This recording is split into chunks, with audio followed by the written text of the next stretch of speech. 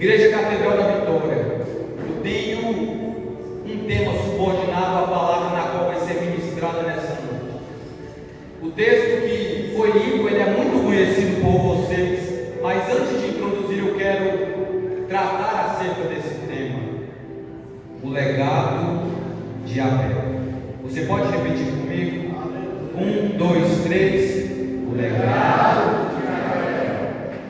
Tratar acerca do legado de uma pessoa é você dizer a respeito daquilo que a pessoa faz, mas olhando biblicamente, não é somente isso, porque nós vivemos atualmente em um mundo que a pessoa que deixa um legado no nosso mundo foi uma pessoa que se destaca, uma pessoa que tem holofotes da parte da sociedade, uma pessoa que tem visibilidade.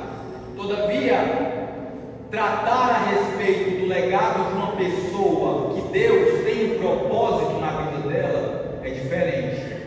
Porque uma pessoa que Deus tem propósito na vida dela, ela não depende de visualização, ela não depende de visibilidade, e ela muito menos depende do aquilo que o mundo vai ver dela e vai colocar essa pessoa em um alto patamar. Você vai perceber ao longo dessa palavra aqui nessa noite que isso fica claro nas Escrituras Sagradas. Mas Abel, quem é Abel? Você muito bem conhece que Abel, ele é o irmão de Caim, filho de Adão e Eva. E quando Adão e Eva têm esses dois, nós precisamos entender o contexto por trás disso, porque uma mensagem ela é muito linda quando se chega na parte da aplicação, mas nós somos edificados pela explicação da palavra, e isso eu quero entrar nessa noite, se você me permitir. E entrando naquilo que diz respeito ao Gênesis, tratamos a respeito do início do mundo, como alguns que são contra a teologia vão dizer, o mundo ele vai se iniciar pelo Big Bang. Essa vai ser uma das teorias que as pessoas vão tentar colocar em nós, mas eu ainda creio na teoria da Bíblia Sagrada, e é nessa teoria que a própria palavra de Deus nos diz que Deus, em sua abundante criação, ele pega um mundo onde o Espírito dele pairava sobre a face do abismo e decide então realizar a sua criação. Ele decide realizar a sua... Não, você para de graça, você repite comigo. Ele decide realizar a sua... Isso, bem bonito, no 3. A sua... E por que, pregador, você está pedindo para eu repetir a criação? Porque o foco de Deus, quando ele pega o mundo daquele modo, é trazer à existência aquilo que não existe nada, é trazer à realidade aquilo que não existe. E é isso que Deus muito bem faz no capítulo de número 1 e no capítulo de número 2. Você vê que Deus ele cria tanto a terra, divide as águas, cria o sol e lua, cria animais e cria a sua primazia do seu conhecimento que ele poderia realizar. Ele cria um ser humano, cria você, cria eu, não como você está nesse momento, porque a criação ela se reteve a Adão e Eva, mas quando Deus ele cria o ser humano, era para que Adão tivesse uma intimidade com Deus, era para que Adão tivesse uma vivência, para que ele estivesse próximo de Deus. E isso eu sei que você está cansado de ouvir, mas eu preciso dizer isso, que a criação de Deus ela não foi simplesmente obra do acaso. Ele estava na sua eternidade e falou: oh, rapaz, está no momento oportuno para eu criar. Não foi isso. Tudo que Deus faz é pensado, tudo que Deus faz é planejado. Se você está aqui nessa noite na Catedral da Vitória, com a sua mão para levantar e dar glórias ao Deus único, com a sua boca para abrir e glorificar o nome dele, é porque ele tinha um plano desde o princípio. E quando entendemos que Deus tem um plano desde o princípio, aquilo que diz respeito ao pecado, nós vemos de outra perspectiva, porque no capítulo de número 3, nós já vamos chegar. Eu sei que você gosta da aplicação, eu também gosto, mas nesse capítulo, a palavra do Senhor nos conta que tudo havia sido criado, tudo estava em conformidade, mas Satanás, já caído do céu, ele toma a forma de uma serpente. Isso a palavra do Senhor nos dá respaldo em Apocalipse, que a grande serpente também irá ser lançada lago de fogo. Mas quando Satanás toma essa forma, ele induz a mulher ao pecado. E quando ele induz, ele apresenta o pecado como algo que agrada os olhos, como algo que agrada o paladar e como algo que é bonito. Você achou mesmo que o pecado iria te causar espanto? Você achou mesmo que o pecado iria fazer você se afastar dele? Pela sua própria força, isso eu digo com base na palavra de Deus, você não tem força para vencer, para correr, para se posicionar contra o pecado. O que garante a vitória do crente, do cristão, do evangelho, do assembleiano contra o pecado, ainda é o Espírito Santo. Mas como o Espírito Santo ainda não havia descido e se materializado no ser humano, Eva vai direcionada pelas tentações, induzida por aquilo que Satanás falou, conformada por Satanás ter moldado a palavra de Deus que já tinha dito para ela e nem ele tocar na árvore, e peca. E quando peca, eles se escondem, Deus aparece, você muito conhece, a palavra do céu de EBD. E quando Deus aparece, eles se sentem envergonhados pelo pecado, e logo após isso, quando Deus vai questionar Adão, ele fala: Deus, mas foi a mulher que o Senhor me deu. Aí quando Deus fala com a mulher, Deus, foi a serpente que me enganou. Mas como Deus questiona filhos, mas ainda não questiona Satanás, porque Satanás já é um condenado, ainda tem tempo de misericórdia para a sua vida. Como tinha tempo para Adão, mas ele rejeitou, mas agora nós vivemos um tempo que ainda tem a misericórdia na nossa vida, porque Jesus Cristo ainda não voltou. Enquanto ele ainda não volta, a porta continua aberta. É estreita, é difícil passar, mas ela ainda continua aberta para aqueles que querem adentrar por ela. Eles são, depois disso, expulsos do jardim. E aqui eu chego aonde eu deveria adentrar a palavra do Senhor. Porque o legado de Abel, o legado dele, poderia ser muito bem marcado pelo pecado. O legado de Abel, ele poderia muito bem ser marcado pela iniquidade. Mas o legado dele não foi marcado disso, não foi marcado pelo pecado. E aqui eu entro no texto no qual foi dito. A palavra do Senhor nos diz que depois deles serem expulsos do jardim, Adão ele tem relações com Eva e ela concebe um filho. E quando ela concede, olha o que ela diz, versículo de número 1: adquiriu um varão com o auxílio do Senhor. Esse era Caim.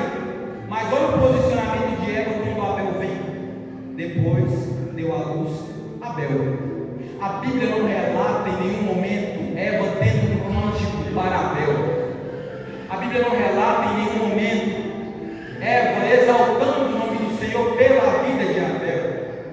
E quando nós fomos e buscamos descobrir o motivo disso, nós percebemos que antes disso, Abel ele vai ser pouco descrito no Antigo Testamento. Você muito bem vê que a história dele ela se retém a um capítulo, o capítulo de número 4. Qual capítulo? E a história dele se retendo a esse capítulo, ele é apresentado como aquele que foi assassinado pelo seu irmão, porque você conhece a Bíblia.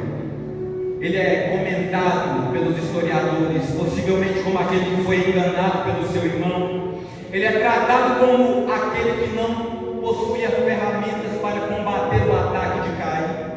Esse é Abel, pouco descrito, e quando falado, ele é tratado de uma forma não boa lá das nossas vidas.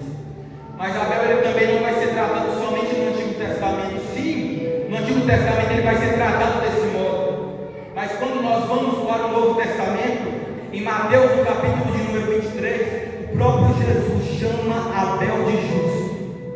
Em Lucas, no capítulo 11, o próprio Jesus fala que Abel ele foi o primeiro mártir da história. Ou seja, Abel foi aquele que foi morto, mas ainda estava dentro de um propósito. Em Hebreus, no capítulo de número 11, Abel ele vai ser tratado como um exemplo de fé. Perceptível é que no Antigo Testamento, antes de Jesus, Abel vai ter esse tratamento, como Moisés que escreve o Pentateuco, pouco descrito, tratado como aquele que oferta, mas tenta contra a vida dele, tratado como aquele que morre.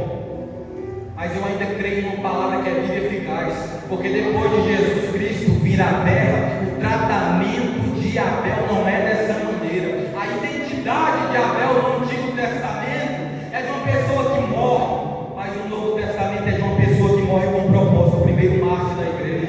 No Antigo Testamento, a identidade de Abel é como aquele que foi assassinado pelo seu irmão, como aquele que o sangue dele foi derramado. Mas no Novo Testamento, a própria palavra do Senhor nos diz em Hebreus que o sangue de Abel foi derramado, mas tem um sangue melhor que foi derramado, que é o de Jesus Cristo. Eu vim te falar nessa noite com base na palavra de Deus. O que falaram de você antes de Jesus não me interessa.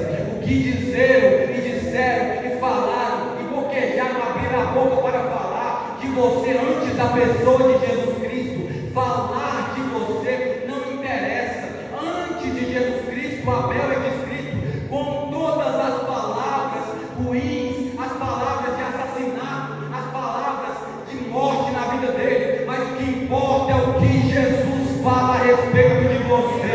Estão dizendo: ah, Gabriel, falaram de mim, que eu não sou crente, falaram do meu pecado, falaram de tudo que eu realizei, mas deixa eu te dizer, pouco interessa o que falaram de você, o que escreveram de você, o que trataram a respeito de você antes de Jesus Cristo, no Antigo Testamento. Você vive no Novo Testamento. Se você permite me tratar essa paráfrase, se você permite eu dar essa metáfora, você vive a partir de Jesus Cristo. Então não vive mais você, agora vive Ele. Deixa falar, deixa dizer, deixa boquejar, vai criar calo na língua, mas o que importa é a sua nova identidade em Cristo Jesus.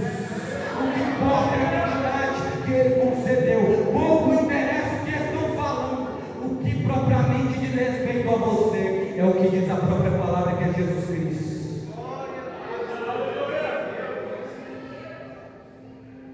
E Abel, tendo essa narrativa curta dele, a palavra do Senhor chega e nos diz, no verso de número 2, que Abel ele foi pastor e Caim foi agricultor.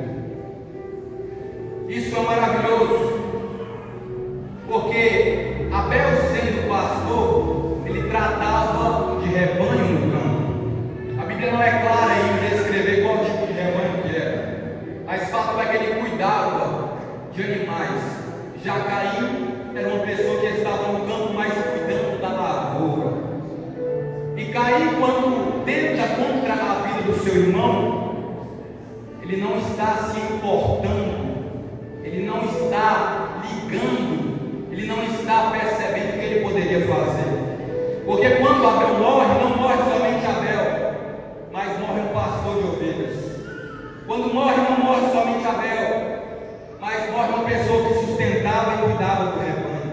Quando morre, não morre somente Abel, mas morre aquele que dava sustento ao rebanho. E Caim foi muito incisivo, e eu entro na palavra, porque ele vai diretamente em Abel. O foco dele é Abel. Se Caim ele quisesse dissipar as ovelhas, ele conseguiu muito bem, porque ele foi diretamente no pastor. E quando ele mata o pastor de ovelhas, aquele que cuidava de ovelhas, que era Abel, ele consegue provavelmente afastar todas aquelas ovelhas, tirar o sustento daquelas que estavam se alimentando, afastar o único que poderia cuidar. Isso eu falo com autoridade, porque em Mateus, no capítulo de número 26, Jesus chega e diz: essa noite todos vós vão se escandalizar comigo, porque está escrito: ferirei o pastor e as ovelhas do rebanho ficarão dispersas. Então o foco de Caim não é em ovelha, porque ele não precisa atacar a ovelha, porque se ele ataca uma ovelha, vai continuar ainda o pastor cuidando das outras. Mas o foco de Caim é em Abel, porque se ele mata Abel, as ovelhas todas vão se dispersar, as ovelhas todas vão sair próximo do pastor, vão se afastar do pastor, vão se afastar daquele que cuida, vão se afastar daquele que está liderando. O foco do inimigo nunca foi você em primeiro lugar, mas o foco dele é contra aquele que lidera você. O foco dele é contra aquele que está na frente do ministério. O foco dele é contra aquele que é responsável pela igreja do Senhor Jesus Cristo aqui na terra. Porque Satanás sabe, se fere o pastor, as ovelhas vão se dispersar. Se toca no pastor no emocional e o pastor, ele é tocado profundamente, as ovelhas não vão ficar próximas, porque o pastor será tocado, será afligido, será afastado do meio das ovelhas. Mas olha o que Jesus continua dizendo: mas depois da minha ressurreição, irei adiante de vós para a Galileia. Fato é que Caim até toca em Abel, até mata Abel, mas eu não sou judeu para pregar somente no Antigo Testamento. Quando o pregador ele prega, ele tem que mostrar a luz do Novo Testamento, e é isso que eu vim mostrar para você. Porque quando Caim mata Abel, provavelmente as ovelhas são dispersas. Mas quando Jesus fala, vão ferir o pastor, que sou eu, as ovelhas vão ser dispersas. Mas calma aí, que eu vou adiante de vós na Galileia. A primeiro momento o inimigo pode até conseguir tocar no pastor, pode até conseguir tocar no líder, mas a palavra do Senhor é clara: ainda tem um encontro marcado com você depois na Galileia. Aquilo que o inimigo está tentando contra os líderes, aquilo que Satanás está tentando contra a liderança dessa igreja, eu permito a palavra do Senhor falar através de mim, direcionado pelo Espírito Santo, não vai prevalecer. Satanás pode se levantar, pode levantar macumbeiro para tocar na vida de quem é escolhido por Deus, pode levantar quem que for, mas a igreja que está em Jesus Cristo não vive no Antigo Testamento de Caim toca em Abel e Abel morre. Abel pode até ter morrido, mas Jesus garante: quando eu ressuscitar, encontre-me depois da na Galileia. É Galileia que você vai ter um encontro com o Senhor Jesus Cristo. Ele que guarda a vida da igreja. Porque nunca se viu um tempo que Satanás tem tocado mais e tem tentado contra os líderes do nosso Brasil, do nosso país. Tenta tocar na família porque sabe que a família é a base. Tenta tocar no ministério porque sabe que o ministério é o alimento para as ovelhas.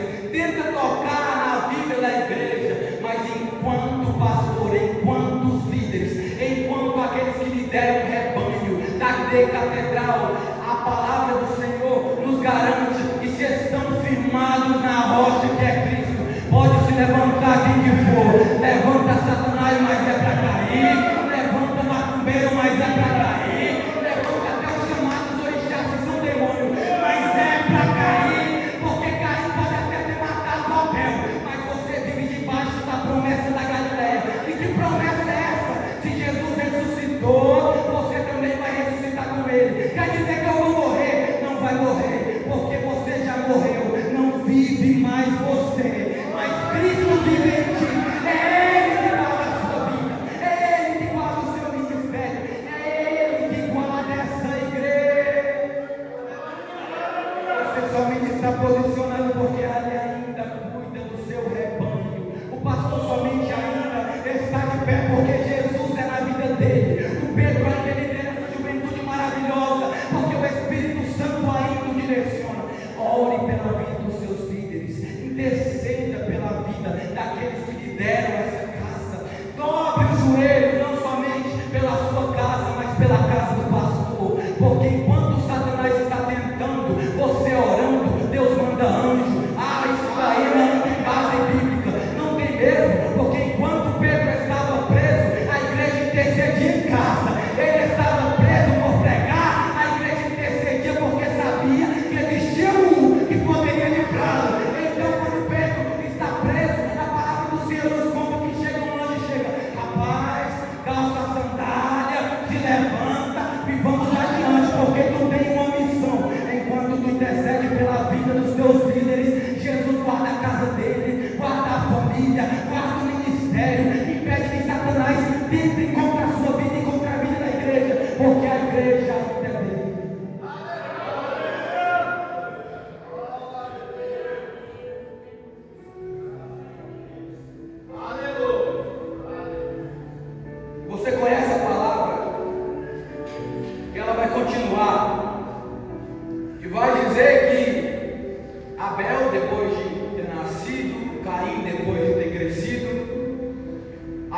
chega e vê Caim indo oferecer uma oferta para o Senhor. E o que é maravilhoso na oferta é que a oferta desde o Antigo Testamento significa entrega. E Abel, vendo Caim de oferecer, ele vai atrás. A palavra do Senhor diz: e Caim, ele oferece uma oferta, mas Abel, ele oferece das primícias e da gordura. A gordura, o que é maravilhoso, é que representava futuramente em Levítico a parte mais aceita, pode-se dizer assim, daquilo que Deus queria e daquilo que o povo, o sacerdote, poderia entregar para o próprio Deus. Então Abel, ele não simplesmente faz um culto, mas ele entrega o culto para o Senhor. Caim, por sua vez, ele entrega o que pode para Deus. E Abel, acredito eu que por Caim sendo o irmão mais velho, ele olhou e falou: quero entregar também. Foi atrás. Mas Abel, ele não entrega o que pode, ele entrega o que tem. Porque entregar o que eu posso, eu até escolho o que eu vou entregar. Mas entregar o que eu tenho, eu não escolho. Eu só tenho isso para entregar para o Senhor. Significa totalidade. Isso é a fundamentação de um culto. Culto não é economizar. Culto não é escolher o que eu entrego e o que eu não entrego. E olhe bem, não sou pregador de prosperidade. Deus me livre de ser isso.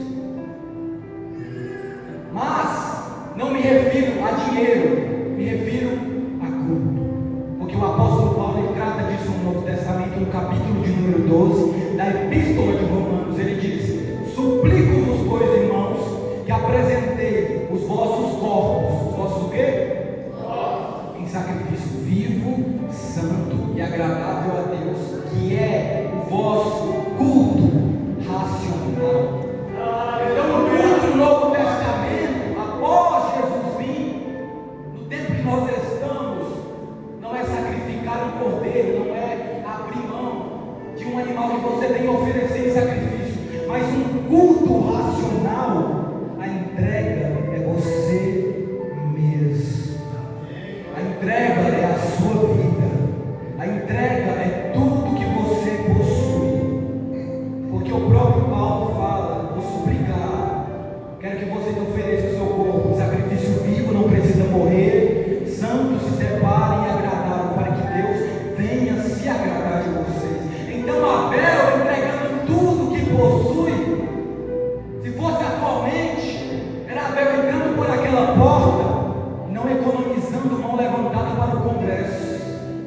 Era Abel entrando pelaquela porta, ajoelhando o joelho no chão, porque ele não estava com medo de sujar a calça dele, porque ele poderia lavar de novo. Era Abel chegando por aquela porta, e durante os louvores ele se rasgando por inteiro, e não economizando a sua adoração para o culto de domingo. Se fosse Abel nos dias atuais, entregando tudo e não o que pode, igual Caim, era ele todos os dias da semana, claro, se pudesse, vindo à casa do Senhor e entregando tudo para ele, porque Abel não faria escala de culto, porque ele entende que o culto ele é entrega, e se entrega, eu não venho pela metade, e se eu não venho pela metade, eu entrego tudo que eu tenho para o Senhor. Abel ele entrega a primícia, é o que é primeiro, é o que é mais precioso para o Senhor. Eu não entrego o que eu posso, eu entrego o que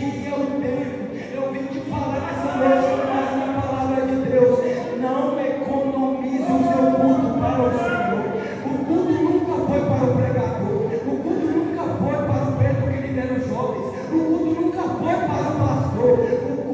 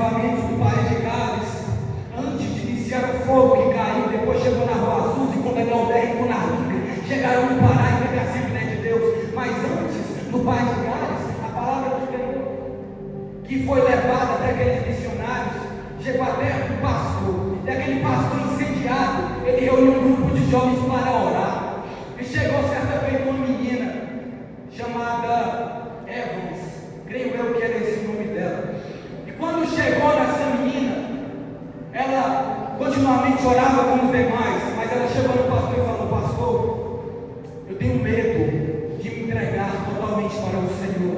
E o pastor perguntou por quê, e ela falou: não era crente, ela não era crente, não era cristão igual você hoje. Ela falou: eu tenho medo de me entregar para o Senhor Jesus Cristo, porque eu sei que se eu me entregar, Ele vai pedir uma coisa muito difícil para mim. Aí o pastor foi, orou pela menina, e segundos depois, esse livro do avivamento do Pai de Gales conta que ela entregou a sua vida para o Senhor Jesus Cristo.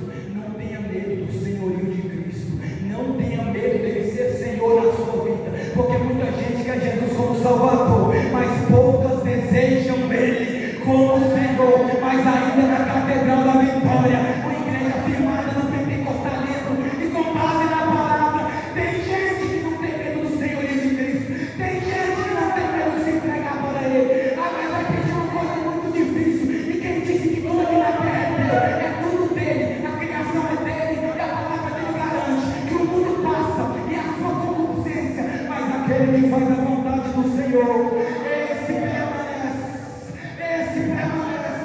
Só vou falar com toda essa mão, esse permanece para sempre.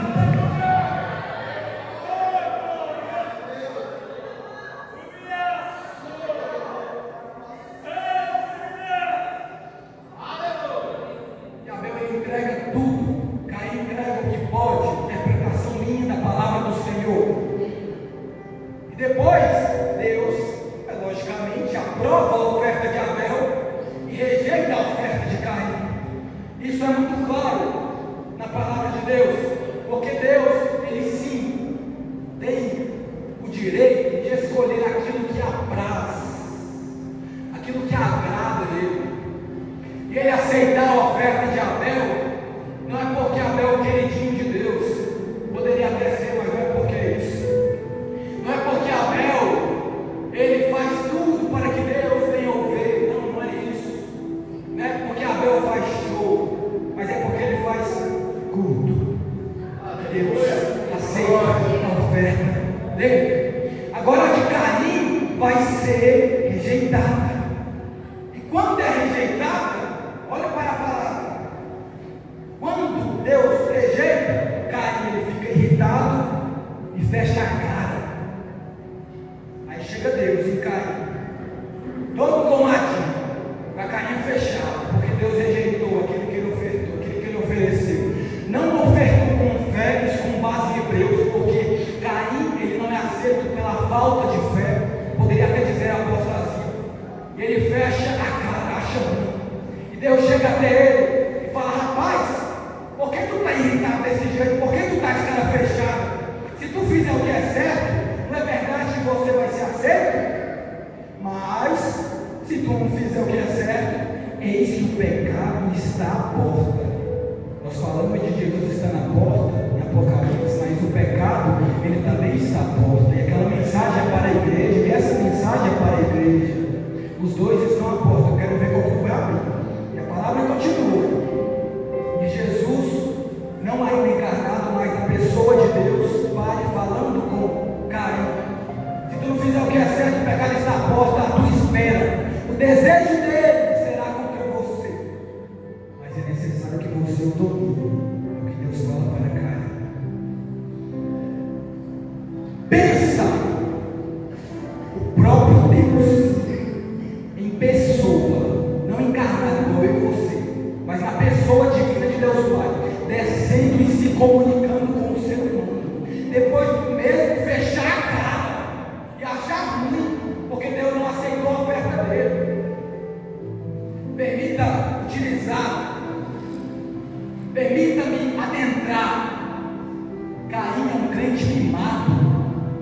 um crente que faz culto do jeito que ele quer, Deus não aceita, ele acha ruim, fecha a caminho.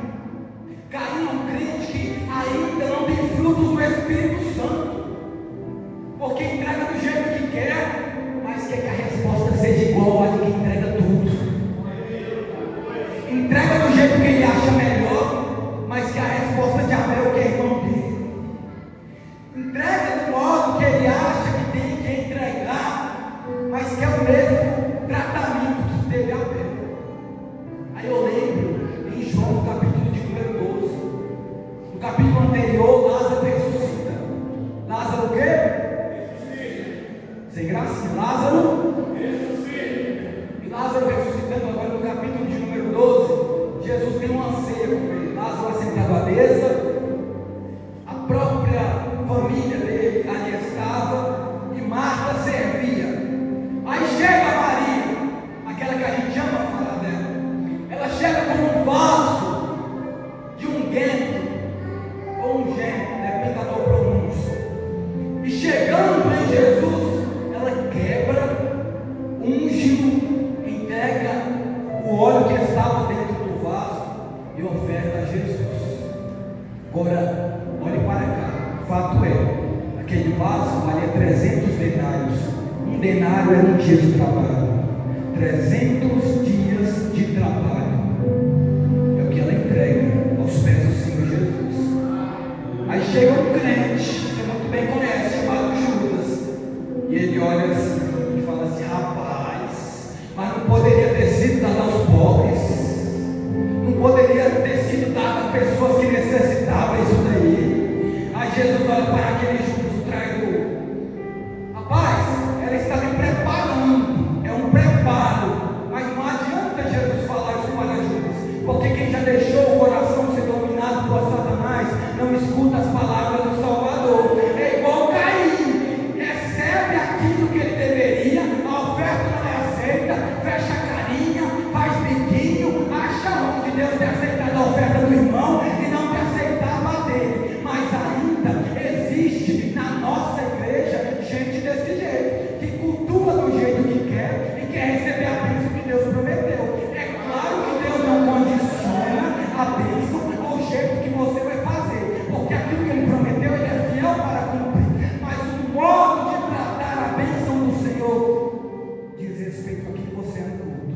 O modo de tratar aquilo que o Senhor te promete diz respeito a quem você é na casa dele. Porque Caim, olha para cá, recebe o não de Deus, acha ruim e não recebe somente o não, mas o próprio Deus desce e fala com ele. Era para ele ter sido uma pessoa que se arrependeu, que não fez o que ele fez e não tomou a atitude que ele tomou. Mas ele acha ruim, não gosta. Tem gente que é desse jeito, e isso eu não falo com grato, isso eu falo com tristeza. Que olha para o irmão Abel que está ofertando tudo. Para que tanto glória? Para que tanto aleluia? Para que tanta mão levantada? Para que dobrar o joelho para orar? Para que esse culto pentecostal que o povo pula, fala em língua, mistério, profecia, dando interpretação de língua? Para que tudo isso? O crente Caim, ele é frio, ele não entende aquilo que é pentecostalismo com base em Atos 2, mas aqui na Catedral da Vitória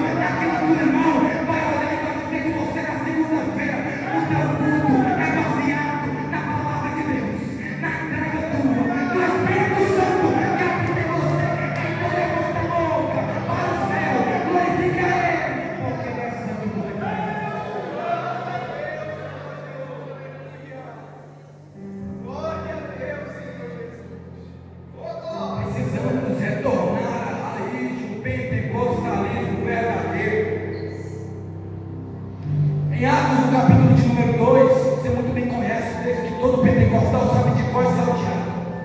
O Espírito Santo cai e Pedro vai pregar.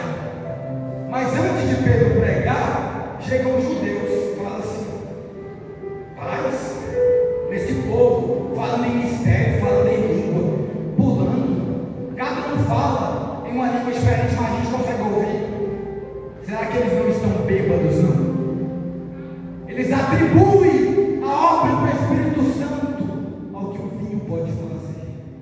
Eles atribuem a obra do Espírito Santo Consolador que Jesus enviou aquilo que o mundo faz. Mas como todo crente do jeito do Espírito Santo se levanta, eu te digo, com base nessa palavra, não é errado você se levantar, é errado você continuar calado vendo as pessoas zombarem da palavra de Deus, zombarem do próprio Deus. E quando eles levantam para zombar da igreja que recebe o Espírito Santo, levantam o chamado Pedrão, o próprio Pedro, e começa a falar: rapaz, tão bêbado não, é uma profecia desde Joel que disse: naqueles dias eu derramarei meu Espírito Santo sobre toda a carne, vossos filhos e vossas filhas profetizarão, os nossos velhos sonharão sonhos, os nossos jovens terão visões, e sobre os servos e sobre as servas eu derramarei o meu Espírito Santo. Aí aquele povo fala: rapaz, eu quero receber disso, o que é que eu posso fazer? Aí Pedro olha com a autoridade da palavra: vocês querem receber? Arrependei-vos e credes em Jesus Cristo. E a Bíblia nos conta em Atos, no capítulo de número 2, que foi acrescentado 3.000 almas para o Senhor. Não tenha medo de quem duvida, não tenha medo de quem questiona a tua doutrina com base na palavra. Só não fique parado com as pessoas escarnecendo o nome de Cristo. Só não fique parado com vendo gente escarnecer o pentecostalismo com base na palavra e não ter o direcionamento de Deus. Se posicione porque tu é um crente cheio do Espírito Santo. Se posicione porque tu é uma mulher escolhida por Deus. Se posicione porque você é um homem lavado, remido no sangue do Cordeiro. Deus, ele não te salvou para você continuar com a boca fechada, vendo gente falar mal de Deus, vendo gente escarnecer o nome de Deus, vendo gente se posicionar contra a igreja, sem você tomar palpite, posicionamento e obra da parte de Deus. É hora da igreja brasileira se levantar. Ah, mas estão falando, se levanta, quem te capacita é Deus. Vou levar processo da terra não é comparado com a glória que era nascer no céu. Ah, mas vou perder amizade, perca o mundo, toma a tua cruz, segue ele. É melhor ganhar o céu, a salvação, do que agradar uma geração.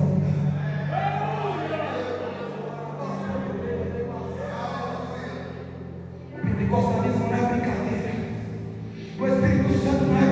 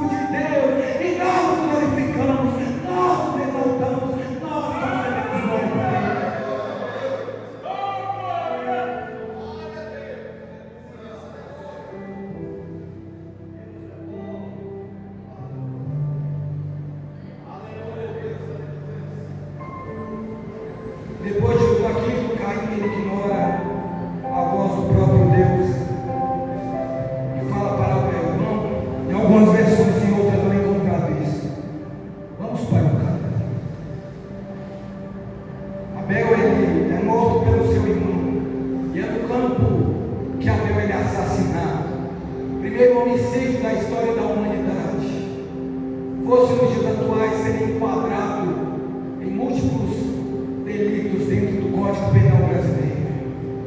Ele mata aquele que era do seu próprio sangue. E a Bíblia fala que o sangue de Abel ele jorra na terra, e a terra daí clama por juízo da parte de Deus. E o local onde Caim leva o irmão era um local familiar. Você lembra por quê? Porque um é pastor e o outro é agricultor. Então de campo Abel conhece muito bem. Provavelmente era um local afastado, mas que os dois eles já tinham familiaridade com o local. E é nesse local onde Abel ele morre, assassinado, perde a sua vida, o legado que ele deixa. Como falamos de legado, isso é maravilhoso. Mas você está pronto para deixar o seu legado desse modo, como os primeiros cristãos? Porque quando falamos de legado, a gente pensa no pregador de terra, itinerante, viajando do Brasil afora, com várias agendas, e com tantas que não dá tempo nem de passar com sua família. Pensamos que deixar um legado na igreja, e no pentecostalismo, e na igreja brasileira, é um cantor cantar 3 vezes ao dia, nas sedes maiores do nosso Brasil, e isso ser suficiente para deixar um legado. Mas você está pronto para deixar um legado como Abel, que o sangue jorrou pela terra, e estava tomando o juízo de Deus? Você está pronto para deixar um legado como o Senhor Jesus Cristo, que mesmo sendo Deus, não tem usurpação ser igual a Deus, tomou forma de homem, desceu, padeceu numa cruz do Calvário, a pior morte que ele poderia morrer, ele morreu para Deus, morreu na cruz. Mas ele deixa o seu legado. Você está pronto para morrer igual Tiago, no capítulo de número 12, do Evangelho de Atos dos Apóstolos, que ele contraria Herodes, mas ele não liga para isso, e ele é decapitado, perde a sua cabeça. Você estaria pronto para deixar o seu legado igual o apóstolo Pedro, que pela história foi crucificado, não igual a Cristo, porque ele não queria se parecer, ser igual a Cristo, mas uma cruz de cabeça para baixo. Que legado você está pronto a deixar? Que legado nós estamos prontos a deixar na igreja brasileira? E o local onde Abel é levado é um local familiar. Caim ele não escolhe qualquer local, ele não leva ele para a beira do rio, porque provavelmente eles estavam em hora de trabalho. Imagina, levando ele na beira do rio. O que nós estamos fazendo aqui, irmão? Não, vamos aqui. Não, mas esse local não é o local certo nesse horário. Imagina dentro de casa, possivelmente estava Adão, estava Eva. Não era o local do assassinato, mas ele escolhe um local distante, escolhe um local familiar para não levantar suspeita, e comete o primeiro crime da história. E em locais familiares, Satanás tenta contra a vida do seu povo. Lembra de José, que cuidava do campo? Foi no campo onde os irmãos encontram ele e tentam contra a vida dele, jogam ele numa cisterna, depois vendem o mesmo. É no campo que o próprio José tem a sua vida tentada, porque era no campo onde era um local familiar, era no campo onde era um local onde ele já tinha conhecimento. Você lembra muito bem de Jesus Cristo estando no jardim do Getsemane? Quem chega depois dele? O próprio Judas, porque Judas já sabia os locais onde Jesus Cristo andava, ele já sabia os locais onde eram familiares para o próprio Jesus Cristo. Cuidado com a sensação falsa de segurança e preservação, autopreservação em ambientes já conhecidos por você. Satanás, ele não precisa te levar para um ambiente desconhecido, ele não precisa te levar para um local onde você não conhece para tentar contra a sua vida. Ele tenta no local onde você acha que você está seguro. É nesse local que ele tenta, através das telas dos celulares, através de pessoas que não eram para estar junto com você em locais familiares, em locais onde você não levanta nenhuma suspeita, que ele arma as encruzilhadas e as armadilhas dele contra a sua vida. Mas se Abel tem uma armadilha para ele, no Antigo Testamento, no Novo Testamento tem uma palavra que guarda você, a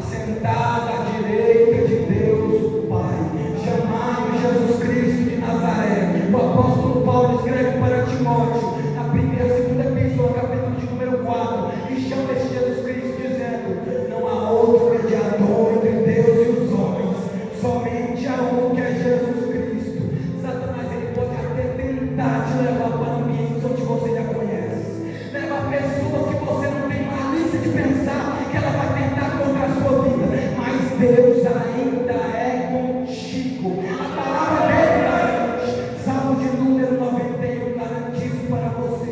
Aquele que habita no esconderijo do Altíssimo, a sombra do Onipotente descansará. Tu dirás ao Senhor, Ele é o teu Deus, o teu refúgio, a tua fortaleza, e nele tu descansarás, porque Ele te livrará do laço do passarinheiro e da peste perniciosa. Ele te cobrirá com as suas penas, e debaixo das suas asas você estará seguro. A verdade dele é que a palavra será como escudo e broquel para te proteger. Você não temerá espanto noturno, nem flecha que voa durante o dia, nem nada disso você espantará. Podem mil cair ao teu lado, 10.000 à tua direita, mas nada chegará a ti. Cair pode até ter matado o Abel, mas existe uma nova vida para você em Cristo Jesus, que Ele propriamente dito garante proteção para você. A tua casa somente está posicionada porque está firmada na rocha que é Ele. Os outros podem até cair, mas porque se estabelecem na areia.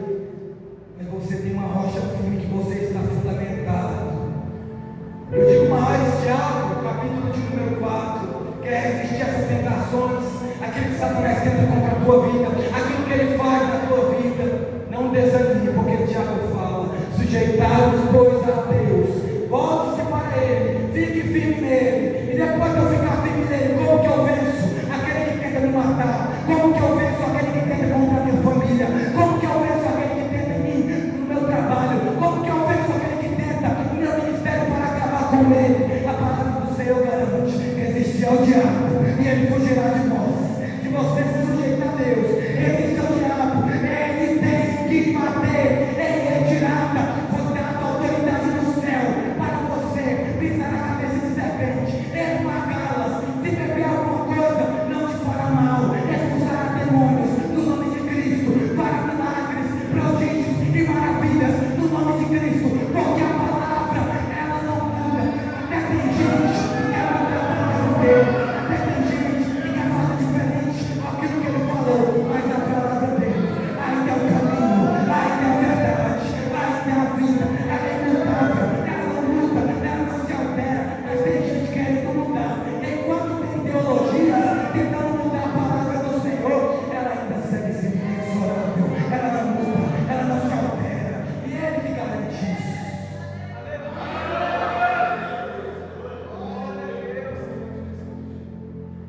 Use a autoridade que é sua por direito. Use a autoridade que Deus te concedeu. Você não precisa de outro mediador. Repreenda espíritos malignos na tua casa. O Espírito Santo é contigo, Ele que te guarda. Se sujeite a Deus e tenha a garantia que no momento que você resiste a Satanás, ele tem que fugir. Ele até chega, o grandão da Galileia, Jesus Cristo de Nazaré, para tentar o mesmo. E olha ele, era a palavra viva que se encarnou. Se ele era a palavra e foi tentado, imagine o costume, não é a Bíblia. Aí chega Satanás. Se tu é filho de Deus mesmo, pega essa pedra, essas que estão aí, e se transforme elas em pão. Porque Jesus Cristo estava com fome. Aquelas pedras daquela região se assemelhavam pelo formato e tamanho a pães. Mas sabe qual é a resposta de um homem que está em jejum? Do homem que é Deus, mas é carne. Do homem que está se consagrando ao Senhor e andando em santidade.